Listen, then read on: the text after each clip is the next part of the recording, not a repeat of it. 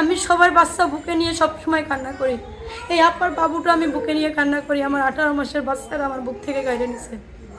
আমি অনেক কষ্ট করে ভাই ওদের লালন পালন করছি। আমার নাম কে আক্তার, আমার স্বামীর নাম আরিফুর রহমান, তার বাড়ি রঙ্গশ্রী ইউনিয়ন কাঠালিয়া গ্রাম। আমার হাজব্যান্ডে আমাকে আগে অনেকবার মারছে, যৌতুকের জন্য টাকা চায়, স্বর্ণ চায়, এগুলি নিয়ে অনেকবারই আমার অত্যাচার করছে। কিন্তু আমার 3টে সন্তান বিধে আমি কারোর কাছে বলি নাই, আমার বাবা মাকেও জানাই নাই। অনেকবার মারধর করার পরে এইবার ওর মা বোন সবাই নিয়ে আমার টাকা আর স্বর্ণের জন্য মারছে, হাত বাঁধছে, পা বাঁধছে। তারপর ওর বোন আর ও মিলে আমারে মারছে। ওর মা চুলটা নিয়ে ধরছে আর ওর বোন পাও ধরছে।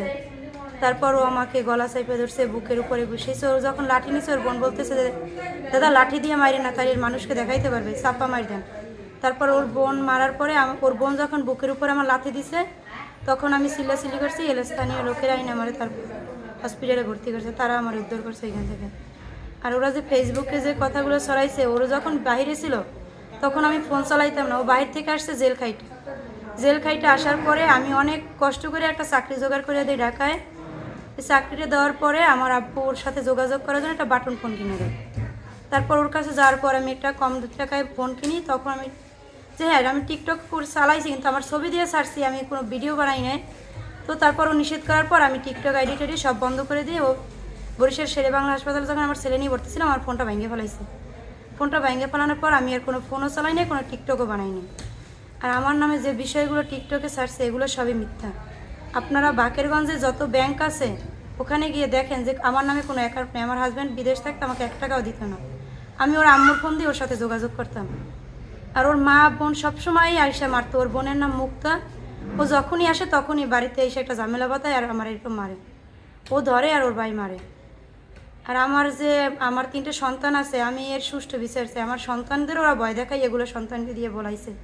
আমার সন্তান আমি চাই, আমার 1.5 বছরের একটা সন্তান আছে, আমার সন্তানটা আমার কাছে আইনে দেন।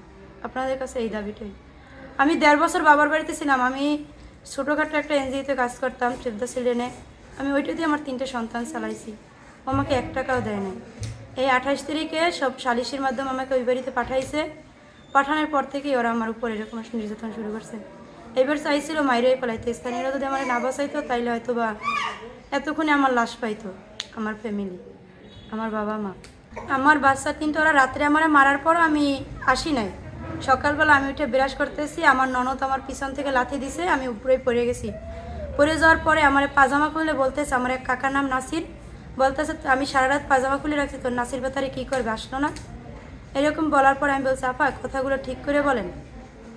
তারপরে আমার আরও কয়েকটা থাপ্পড় টাপ্পড় দেওয়ার পরে আমি অসুস্থ হয়ে পড়ছি। অসুস্থ হয়ে পড়ার পর এলাকার মানুষ বলতেছে যে রাত্রে মারলে আমরা বাঁচাইলাম, এখন আবার মারছে। তারপর ওরা নিয়ে এসছে। আমি ছেলেটা বুকের মধ্যে ছিল, আমার শাশুড়ি ছেলেটা বুক থেকে কারিয়া নিয়ে বলতেছে যে আমাদের ছেলে তুই কেন না, সেইটা বললে ওরা আমারে মাইরে পাঠাই দিয়েছে। পরে ওর এলাকার মানুষ আমাকে হসপিটালে এনে ভর্তি করছে। না, আমার কারোর সাথে সম্পর্ক নেই। আমার 3টে সন্তান আছে। আমি 2012 সালের জুন মাসের 14 জন আমার বিবাহ হয়েছে, তখন আমার বয়স ছিল 13 বছর। আমি ক্লাস 9ম শ্রেণীতে পড়ছি গার্লস স্কুলে। তো আমার যদি সম্পর্কই থাকতো আমি তখনই চলে যাইতাম। আমার যে এত অত্যাচার করছে তখনই যাইতাম, তাইলে আমি একটা একটা করে 3টে সন্তানের জন্ম হইতাম না। আর আমার ছেলেটা আমার কাছে সব থেকে বেশি মূল্যবান। মেয়েগুলো যে মূল্যবান না এটা, আমার মেয়েগুলো আমার কাছে মূল্যবান, কিন্তু আমার ছেলেটা, আমার একটা ভাই নেই, আমরা 3টে বোন, আমার ছেলেটা আমার কাছে বেশি মূল্যবান। আমি এর সঠিক বিচার চাই। আমার নামে যে ফেসবুকে এইগুলো ছড়াইছে, যে ছড়াইছে তারও বিচার চাই, আর আমার হাজব্যান্ডেরও বিচার চাই, আর ওর বোনেরও। ওর বোন আর ওর মা বারবারই আমাকে নির্যাতন করে। ওরা মানসিক শারীরিক সব নির্যাতনই আমাকে করে। আমার হাজব্যান্ড যদি আমি বলি আমার এই জিনিসটা লাগবে, তো তখনই আমাকে অনেক নানানভাবে আমার মা বোন তুলে গালাগালি করে। আমার ছোট বাচ্চা একা থাকতে পারে না, ওরা আমার বাচ্চাকে, আমি মানুষ দিয়ে বলাইছি যে আমার ছেলেটা দিতে, ওর মেজো বোন বলে আমি দুধ খাওয়াইয়ে পালবো, দিব না, ওরা আমার বাচ্চা দিবে না। আমার বাচ্চা আমার বুক থেকে কাইড়ে নিছে। একটা 18 মাসের বাচ্চা একটা মার বুক থেকে কাইড়ে নিলে কেমন লাগে, একটা মা ছাড়া কেউ জানে না। হসপিটালে যারা আছে সবার কাছে জিজ্ঞেস করেন, আমি সবার বাচ্চা বুকে নিয়ে সব সময় কান্না করি। এই আপার বাবুটা আমি বুকে নিয়ে কান্না করি। আমার 18 মাসের বাচ্চারা আমার বুক থেকে কাইড়ে নিছে। আমি অনেক কষ্ট করে ভাই ওদের লালন পালন করছি। আমার এই বাচ্চারা নিয়ে আমি প্রায় মাসখানে আগে হসপিটালে ভর্তি ছিলাম, তখনও একটা পয়সা দেয়নি। আমার খুব কষ্টের সন্তান ওরা। আমি চাই আমার সন্তানগুলো আমার বুকে এনে দেন, আর আমি এর সঠিক বিচার চাই। যে আমি না করলাম পরে কি ফোনও চালাই নাই, সালিশ দেওয়ার বলছে কোনো বাটন ফোনও চালানো যাবে না, ওরা আমার যে মারবে ওইটা ওদের প্ল্যান ছিল, যে আমি বাবা মাকে জানাইতে পারবো না, এই জন্য আমাকে ফোনও চালাইতে দেয় না। তারপর আমার বাড়ি থেকে ফোন দিছে, ওর মা বলছে ঘুমায়, তখন ওরা আমার হাত পা বাঁধা অবস্থায় রুমের ভিতরে তালা মারিয়ে রাখছে।